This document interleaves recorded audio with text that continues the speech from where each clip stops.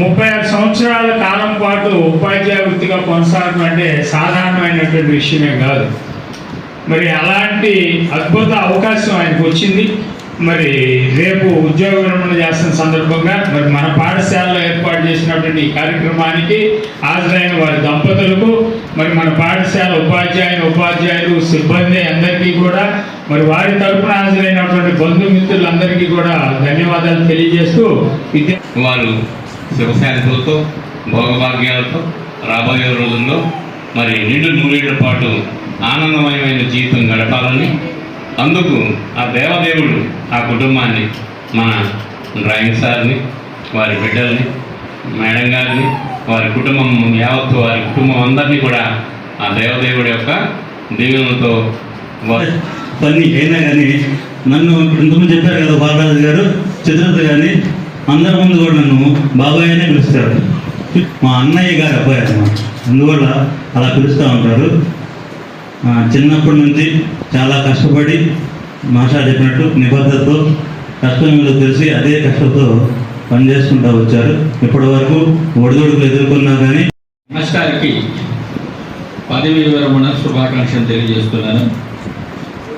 మరి అలాగే ఇప్పుడు రేపు 1వ తారీఖు నుంచి ఈ రోజు మాతలు కూర్చొని మాట్లాడతారనేది ఒక సంతోషమైన విషయం మాకు. నేను వచ్చేసరికి స్కూల్లో ఉన్నారు.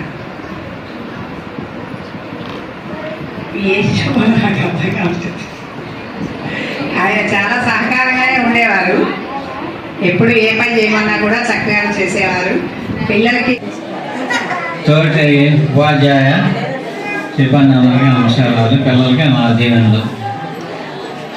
నేను 1988 జూన్ 12వ తారీఖు కృష్ణా జిల్లా పెరించిపురం దగ్గర ముళ్ళపాడు అనే గ్రామంలో ఆయన చెప్పి స్కూల్ ముళ్ళపాడులో ముందు అక్కడ సర్వీసు జాయిన్ అయ్యాను. అదే స్కూల్లో 12.5 సంవత్సరాలు చేశాను. అక్కడే పెద్ద సర్వీస్ చేశాను. తర్వాత తెన్నేరు అనే కంకిపాడు దగ్గర అక్కడికి ట్రాన్స్ఫర్ అయ్యాను. అక్కడ ఒక 10 నెలలు మాత్రమే చేశాను. కొత్త జిల్లాని గుంటూరు జిల్లాకి ఇటు వచ్చాను. కట్టివరం విలేజ్లో 2002 దగ్గర నుంచి 2011 దాకా, అంటే 9.5 సంవత్సరాలు అక్కడ పనిచేశాను. అక్కడి నుంచి ట్రాన్స్ఫర్ అయ్యి కొల్లిపారు వెళ్ళాను లాంగ్ స్టాండింగ్ మీద. కొల్లిపారులో 2 సంవత్సరాలకు వచ్చాను. జెడ్పీ హై స్కూల్ ఎడ్లపల్లి 13 నుంచి ఇప్పటిదాకా, అంటే దాదాపు ఇక్కడ 11 సంవత్సరాలు సర్వీస్ చేశాను. మొత్తం మీద 36 సంవత్సరాలు సర్వీస్.